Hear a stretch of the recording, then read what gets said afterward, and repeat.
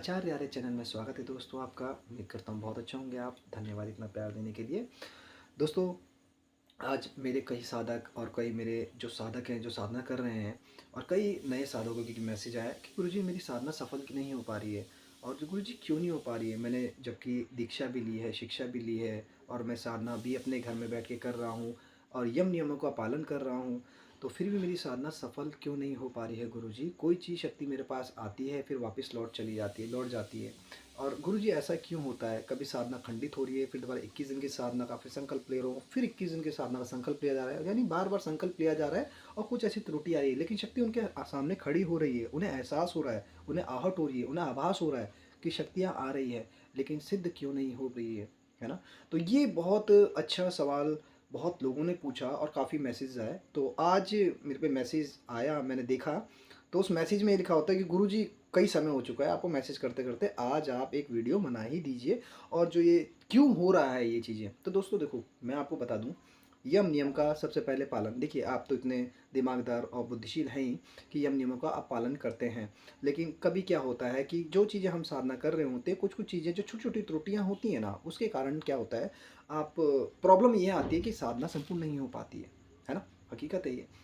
अब क्या होता है, सबसे पहले देखिए, कभी भी कोई चीज़ गलती हो, कुछ भी चीज़ें हों, तो आप उसको अपने गुरु से पूछिए। अगर गुरु को नहीं पता चल रहा है और गुरु भी इस तरीके से आपको बता रहा है कि करिए, करते रहिए, आपने एक बार कर दी 21 बार की साधना, 2 बार कर दी 21 बार की साधना, तीसरी बार कर रहे हैं 21 बार की साधना, मतलब संकल्प में संकल्प लिए जा रहे हैं और साधना में साधना किए जा रहे हैं। आपको एहसास हो रहा है थोड़ा, और थोड़ा क्या हो रहा है, थोड़ा विचरण सा महसूस हो रहा है थोड़ा, है ना? अचानक ही कि कोई शक्ति हमारे पे आ रही है लेकिन वापस लौट जा रही है। वो शक्ति हमारे से बात वार्तालाप नहीं कर रही है, बात नहीं कर रही है ना? तो क्या होता है, मैं आपको बता देता हूँ। कई चीज़ें ना आप इस्तेमाल करते हुए साधना भी कर लेते हैं, चोटी बंधन कर लेते हैं, ठीक है? आपने ऊपर से नीचे तक आप देवी शक्ति को जगा लेते हैं, अपना त्राटक को भी करते हैं, आप क्या है स्वच्छ शरीर होके नए नए कपड़े धारण करते हैं, हर चीज़ करते हैं, लेकिन क्या करते हैं आप, एक चीज़ की गलती कर देते हैं। ये कोई साधक जल्दी से, बहुत सारे साधक हैं जिनको मैंने ठीक किया है, और वो साधक क्या है, वो साधक आज की डेट में बोलते हैं इतनी छोटी सी गलती थी कि जिसके कारण ये साधना संपूर्ण नहीं हो पा रही थी। तो मैं आपको बता देता हूँ। देखिए, आसन मंत्र सबसे ज़्यादा मेन मंत्र होता है। अगर आपसे कुछ भी गलती होती है तो आसन को, आसन से मंत्रों से उस उच्चार करने के बाद आसन मंत्र जब आपको बोलते हैं, तो उसमें क्या होता है, आपने इंद्रदेव को तो सुना ही होगा। इंद्रदेव जो होते हैं वो क्या होते हैं, वो छलिया होते हैं। वो एक ऐसा तीर चलाते हैं जिनके कारण क्या होता है, जितनी आपकी जो ऊर्जा आप संकलन करते हैं वो सारी ऊर्जा प्रवाह हो जाती है। जैसे ही उनका क्या है अस्तित्व, मैं आपको बता देता हूँ। इंद्रदेव क्या करते हैं, आपकी जो शक्ति, जितनी भी शक्तियाँ आप संकलन करते हैं वो आपकी चुरा ली जाती है। उसमें क्या है, अगर आपका संपर्क धरती से दूर होना चाहिए, मान लीजिए आपने बड़े बड़े सोचा होगा कि बड़े बड़े जो देवी पीठ स्थल होते हैं, देवी स्थल होते हैं, वहाँ पे जो जितने भी बड़े बड़े पंडित और विद्वान होते हैं वो खड़क पहन के क्यों चलते हैं? आपने ये चीज़ नोट करी है कभी? वो खड़क पहन के, देखिए, जबकि उनको पहनने में इतनी असुविधा होती है आज की, है ना, समय में। ऐसा नहीं है कि मंदिर में चप्पल लेके जाना तो वर्जित है, अब कारपेट भी बिछा होता है, लेकिन फिर भी वो कुछ कुछ जगह में क्या होता है, कारपेट नहीं बिछा होता है। मंदिर के स्थल में जाते हैं, मंदिर में जो साधना करते हैं, तो क्या होता है, वो खड़क पहन के क्यों चलते हैं? खड़क इसलिए पहनी जाती है, हकीकत ये है कि खड़क से धरती का कनेक्शन दूर होता है, ठीक है? वो जितनी भी ऊर्जा प्रवाह करते हैं, जितनी भी ऊर्जा वो लेते हैं, वो उनके हृदय बॉडी में ही घूमती रहती है, कंपन एक बिजली घूमती रहती है, जिसके कारण क्या होता है, धरती से और इनका संपर्क जो कट जाता है, उनकी जितनी भी ऊर्जा होती है वो ऊर्जा प्रवाह ही नहीं हो पाती। तो इंद्रदेव उनकी ऊर्जा भी चुरा नहीं पाते, है ना? कभी भी साधना में बैठे, आप 21 माला कर रहे हैं, 51 माला कर रहे हैं, 22 माला कर रहे हैं, 201 माला कर रहे हैं, 230 माला भी कर रहे हैं, जो भी आप कर रहे हैं साधना करने के बाद माला पढ़ रहे हैं, तो माला करते करते आपको 10 मिनट 15 मिनट, जब संपूर्ण हो जाए आपकी साधना, तो 10-15 मिनट अपना आराम से इत्मीनान से त्राटक में बैठ जाइए, मग्न हो जाइए, ठीक है? जब मग्न हो जाएंगे तो 10-5 मिनट 15 मिनट बाद, उसके बाद जब आप आसन से उठेंगे, तो क्या नंगे पैर बिल्कुल भी धरती से आप अपना बिल्कुल पैर मत रखिएगा। सारी अपनी ऊर्जा होगी ना, सारी उस स्थगन हो जाएगी आपकी, गायब, ठीक है? उससे क्या होगा, आपकी जो 21 दिन की साधना है, तो उसमें आप पे पावर ही नहीं रहेगी, तो सामने वाली शक्ति को देखोगे कैसे, बात कैसे करोगे, वार्तालाप कैसे करोगे, ठीक है?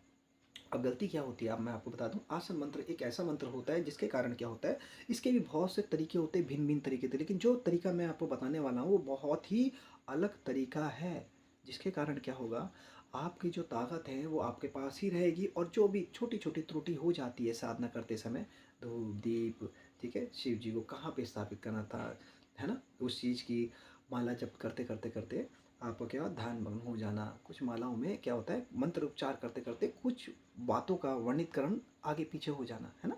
तो उसके कारण क्या होता है, ये इन्हीं चीज़ों से जो आसन मंत्र होता है ना, ये सब सँभालिए। बोलते हैं ना, हे जोत, आप जब अग्निदेव को अग्नि ज्योति जलती है तो बोलते हैं, हे अग्निदेव, आप इसी प्रकार स्थिर रहिएगा और आप ही हमारे गवाह हैं, है ना, इस साधना के, है ना? इसी प्रकार स्थिर रहिए, आप ही हमारे गवाह हैं इस साधना के। आप ही प्रत्यक्ष रूप में हैं जिनके सामने मैं साधना कर रहा हूँ। अदरवाइज़ हम किसी को बता तो नहीं पाएँगे, सिर्फ़ गुरु के माध्यम से गुरु और चेलों को पता होगी, है ना?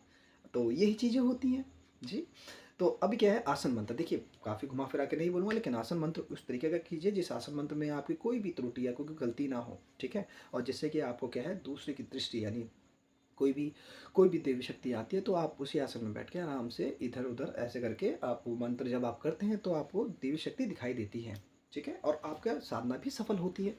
तो सबसे देखिए, कभी भी आसन को बिछाएँ, जब जब आपका मंदिर, जैसे आपका मंदिर जिस जगह आपका पूजा स्थल है, तो वहाँ पे आप आसन जब स्थापित करते हैं तो सबसे पहले गंगा जल की 1-2 बूंद डालिएगा, ठीक है? और आसन को रखिए।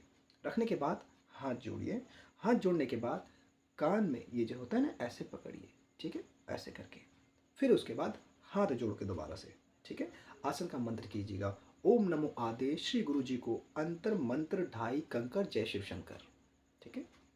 ठीक है? तो ये जो मंत्र होता है, ये मंत्र आप जब करेंगे ना, उसके बाद जब आसन में विराजमान हो जाएँगे और आसन में जब आप विराजमान होते हैं तो आसन का जो कोना होता है, वो ऐसे पकड़िएगा। कैसे? ऐसे, ऐसे इस तरीके से पकड़ने के बाद ऐसे, ठीक है? नमो आदेश, गुरु जी को आदेश, मन मारूँ, मैदा करूँ, करूँ चकनाचूर, सात महेश्वर आज्ञा करे तो बैठो आसन पूर्व, श्रीनाथ जी गुरु जी को आदेश आदेश आदेश। तो ये छोटा सा एक मंत्र है दोस्तों। इस मंत्र से आप जब मंत्रित हो जाएंगे तो बहुत अच्छा आपको आनंद आएगा और साधना भी संपूर्ण होगी। और मेरे नए साधकों, ध्यानपूर्वक साधना कीजिए और साधना करने के बाद उच्च कोटि में जाइए, लोगों का भला कीजिए। आपके मन में एक अच्छी भावना होनी चाहिए, स्वच्छ विचार होने चाहिए, तो साधना तो सफल होगी ही होगी। आशा करता हूँ मेरी दी गई जानकारी से संतुष्ट होंगे आप। धन्यवाद दोस्तों। राधे राधे। जय माता दी।